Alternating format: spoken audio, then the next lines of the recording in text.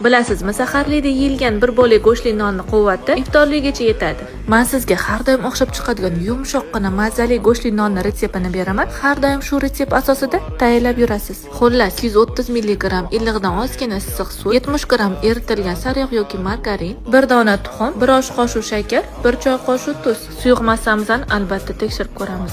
Illiqdan ozgina issiqroq bo'lishi kerak. 10 g drojjani solib, 450 g unimizni elakdan o'tkazib, yumshoqqina xamir qorib, oshirishga issiqroq joyga olib qo'yamiz. Ungacha nachinkasini tayyorlasak ham bo'ladi. Nachinkasiga xohlasangiz qiyma, xohlasangiz go'shtni mayda qilib to'g'rasangiz ham bo'ladi. 1 ga 2 miqdorda piyozni mayda qilib to'g'raysiz. Ya'ni 150 g go'sht bo'lsa, 300 g piyoz bo'ladi. Ozgina yog', ta'bga ko'ra tuz va ziravorlar. Nachinkamiz tayyor. Ungacha xamirimizni oshib, toshib ham ketaman deb turgan ekan. Xamirimizni teng miqdorda 2 ga bo'lib, xuddi shu shaklda nonlarimizni yasab olamiz.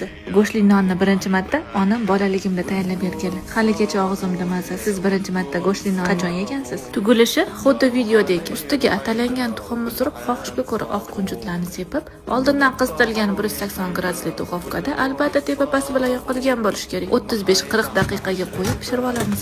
Qarabsizlarki, sochni yumshoqqina, issiqqina nonlarimiz ham tayyor. Siz go'shtli nonni qaysi usulda tayyorlaysiz? Kommentariyaga yozib qoldiring, ayol-qizlarga foydali bo'ladi. Kommentariyada jizzali non bilan piyozli nonni ham retsepti bo'lsin, menga ham foydali bo'ladi. Yurechani ham qizartirib ketarsiz-a?